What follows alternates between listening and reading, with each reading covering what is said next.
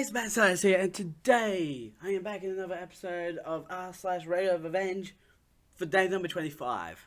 And today I have 3 stories lined up. They're all pretty decently length ones.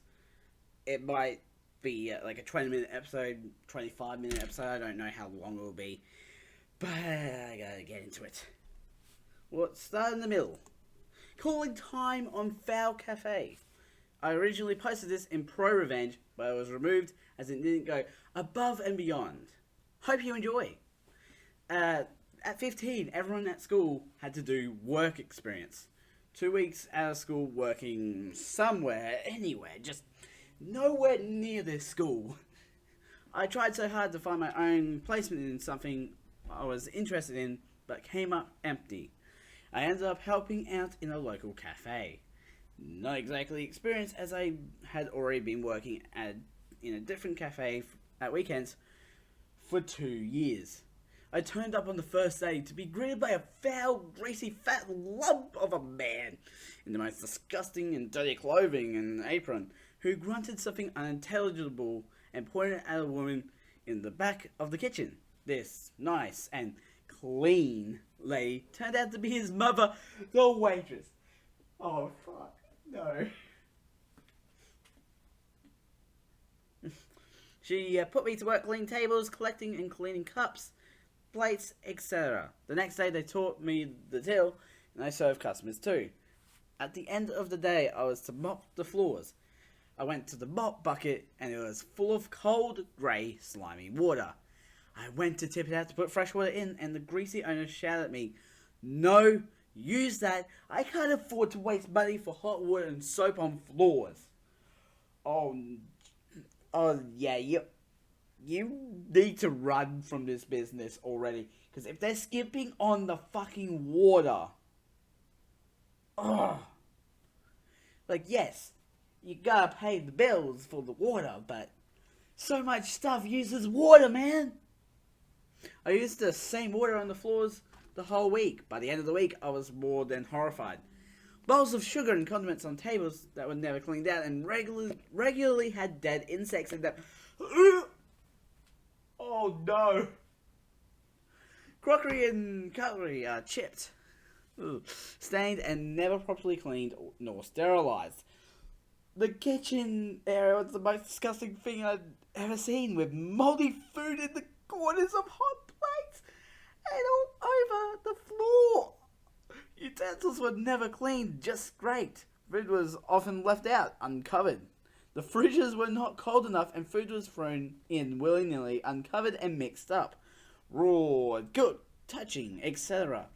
The sluice room and bins at the back were vomit-inducing. The table legs had old food and fluff caked under them, and when I bobbed down to try and clean them, the underside of the tables had mold growing. I was reprimanded for trying to clean everything properly. The nice mother quietly warned me not to say anything either. I think she was afraid of her son. Oh no.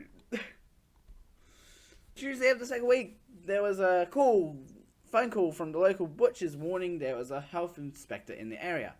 I've never seen so many people move so quickly. Sugar bowls were replaced. Vinegar bowls were emptied of dead flies and how did the flies get in the vinegar? Clean cutlery and the good crockery came out. Windows were cleaned, bin area tidied, fridges cleaned and sorted. The kitchen was scraped, cleaned and polished. Clean aprons and shirts replaced the greasy, sweat-stained, stinky ones. The fat, greasy bull even combed his hair. I was allowed to throw out the water in the mop bucket and use hot, fresh, soapy water on all the floors. The cafe gleamed on the surface. The health inspector dropped by, quickly looked around, had a chat with Mr. Greasy and his mum, filled in the form and left. By Friday, the cafe no longer had any shine left, and the mop bucket water was dull brown with chunks of food and grease floating in it. The flies and ants returned to live, eat shit, and die in the sugar and condiments. I'm sure the patrons never understood why they got sick. I was out of there. So relieved it was over, but I felt so bad for the nice customers. I needed to do something. So I asked my mum, who worked for for a government agency in a hygiene-related field, how to report them. She helped me find the number and who to ask for. I phoned them and asked to remain anonymous. I didn't want to ruin anything at school since the businesses report back to them. I told them they needed to make an unannounced visit, explaining the problem with friendly neighborhood businesses warning each other and the ensuing cleanup operation. I gave them the full details and the best day to visit. Friday lunchtimes were hellish busy, so even more filthy. A week after that call, I was walking through town and noticed the cafe lights out and the notice on the door. Closed down by order of the Environmental Health Office. Dead! You killed a whole company of... I think there might have only been 2 workers. Because there was only 2 workers in the whole story. Oh my god. Like, water is not that expensive. Water is probably like one of the cheapest things. And if you really are going to try and skimp on your water, go and get the water from other locations. And then, like, you go and get your water from, like, a lake or something. It's a bit more fresh. And you don't need to worry. Yes, you're going to be driving back and forth getting the lake water, but... Wow. Let's just... I'm done ranting about the water problem, but there is so much there. I never wanted to see a cafe shut down faster. I used to work in a cafe, and that takes a lot of work to keep it open and actually functioning. Although the funny thing is, the cafe that I worked at actually shut down not long after I finished working, finished my traineeship there. And then, because of that, I basically got screwed over in other stuff.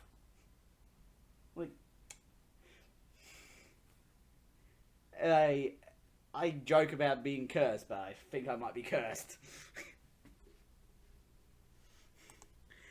Try to flunk me out during a family death? Kiss your career bye-bye. Maybe this fits here. After reading all these glories, who knows if I can be amongst the greats.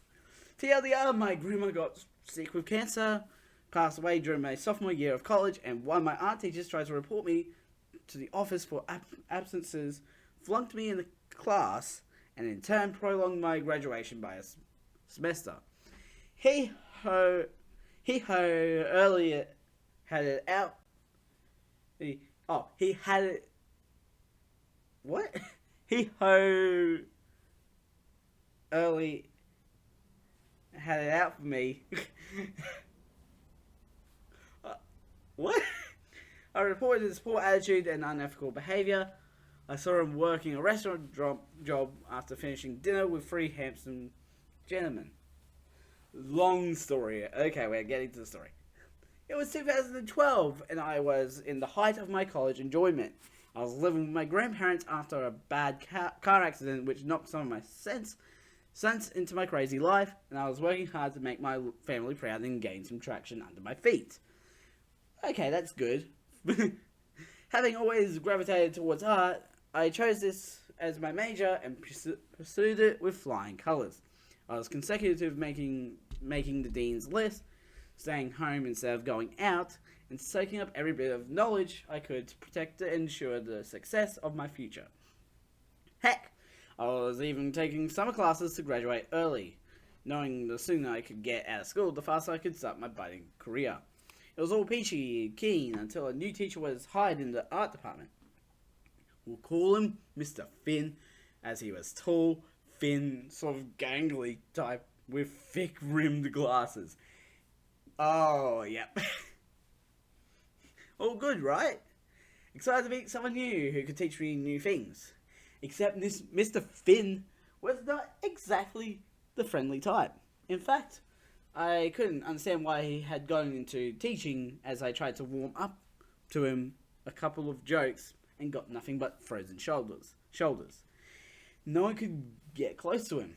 He made awful jokes in the classroom, and it was clear he had some serious insecurities about possibly being gay, which we all assumed due to his mannerisms. But us being art students, no one cared. We were just there to learn. His inability to cope with his own issues came out in weird ways, lashing out at students, not doing as they were supposed to, making fun of and examples out of students not properly following instructions. He had given poor verbal direction,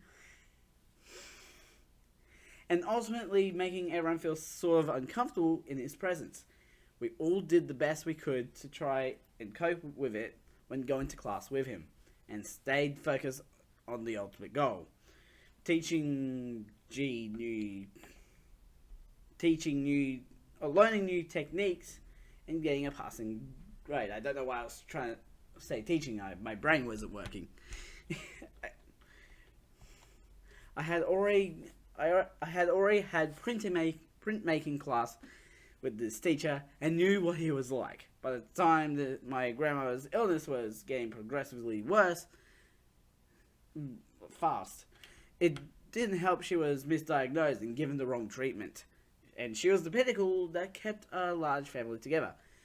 Thanksgiving around, always at her house, every year, traditionally being the binding factor that kept us all connected and grounded. She unfortunately was in and out of hospital, chemo, and nothing seemed to be going right. I remember the silence coming over her slightly as she accepted her fate. As such, I missed a few days of school here and there to help my grandfather take care of her and make sure she was okay during his time working at the office. He hasn't retired, and I'm not sure he will. I did my best, and most of my teachers were lenient, knowing the full scope of my situation. I had even written a letter to Mr. Finn expressing our family's woes and my commitment to continue my learning track, even though I was not physically present.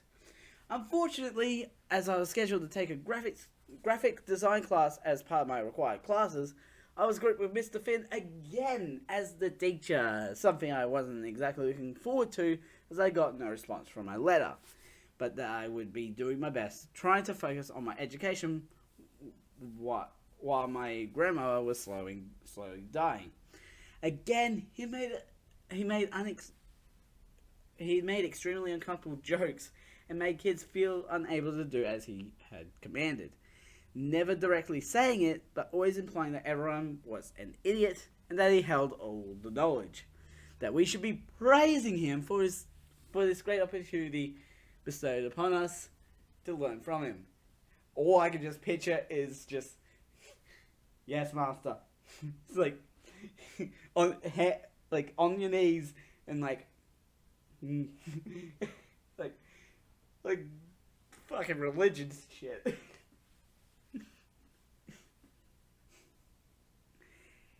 It was grueling. Reminding him of my family situation yet again, he pressed me about my absences in class and threatened to flunk me, giving no leeway or helpful solutions whatsoever. Eventually, I had moved out and down the street from my grandparents' place, and one Tuesday I went to go visit them and check in on my grandpa. As I pulled up to the house, I remember walking up the front curb, seeing gurney tracks in the snow, and the house was empty. I knew this was bad. Eventually, I found my grandpa at the hospital and immediately joined him as he gave me the rundown. We made way to her room, and families slowly joined us day by day. I called the school to let them know what was happening, and advisors stated they understood and told me to make sure to inform my teachers so they were prepared to help. Everyone was cool with the circumstances, except, you guessed it, Mr. Finn. Unbelievably, I wrote him again to let him know the scoop, and he flat out told me I was lying, and that he expected to see me in class the next day. Mind you, I had just got done with sitting with the doctor and a priest, being informed that these were the last moments. Oh, yeah. I don't know why I was going, yeah. I lost it. I called the school back, pissed I was spending this time defending myself and my family during this sensitive time, and that that I even had to go through this. And having these minutes taken from me as I said my final goodbyes with my grandma. Trying to keep a collected head and be reasonable with outside personnel. They took note of this and let me know they would follow up, allowing me to focus on my family. She passed away. I grieved. I went back to school in silence. My grades took a slight dip. I stopped making the dean's list, but I made sure to pass my classes as it was still important to me, even though it was all untimely. I stopped talking with Mr. Finn until I finally confronted him about his attitude and my situation. He defended himself by saying that, sadly, college kids apparently use the dying grandma excuse all the time to get out of class. What the Nah. Saying this, mind you, without even getting to me or my situation, without asking a single question about my living situation, what hospital she was in, nothing. Just assuming I was another lying college kid trying to get out of class. Why the fuck would someone try to lie to get out of class if they'd be doing a good job at their class? I filed a complaint and presented the death certificate and my previous USPS confirmed address at my grandparents with the school, saying the teacher had no right to treat me like this. I knew my case was weak. I was missing school, but I wasn't a fuck-up. I felt I had to do my part and say something, even if it meant knowing I would have to go back the next year, knowing he still had an office in the art building where I spent most of my time. The juicy revenge. Fast forward to the summer, before my junior/senior year, I remember I was doing summer classes, so I was only in school for 3 years. I was out to dinner with my then boyfriend and 2 of his good-looking guy friends. We had a nice time cracking jokes while the sun set over the river canyon. I lamented that this was my last summer before my schooling started for the last year, but after some time had passed, was ready to make an effort in order to make my grandpa and grandma proud from the heavens above. We get up to leave and start walking out after paying the bill. As we start walking through the restaurant, lo and behold, I see Mr. Finn mopping the floor straight ahead in my walking path. He watches the 3 gentlemen in front of me head toward the exit, then locks eyes with me as I followed. I kid you not, it was like a slow motion caption.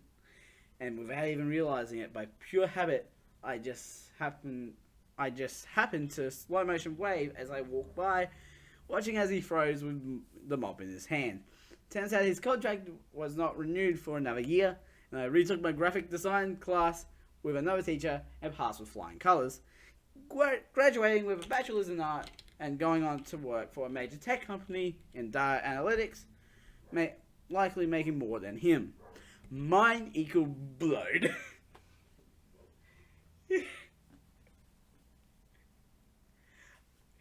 Oh, you students use their grandma as an excuse to get out of school.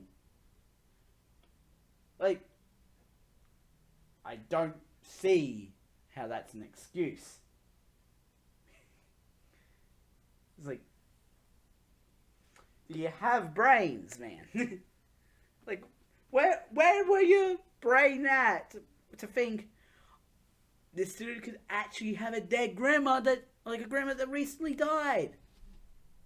I don't get it. I'm not gonna have time for the last story. That's gonna have to go into the next episode because I'm pretty sure I'm already over 20 minutes here. But yeah, links will be in the description to my main channel and also my second channel that has links on the screen to the playlist and the last episode. Go watch them all. It just gets dumb. This is just dumb. I don't know why I decided to do this whole project in the first place, but I'm doing this whole project. Like, I think there's like over 70 episodes out at this point. So yeah, go and watch them all. It will get great. It gets pretty ridiculous.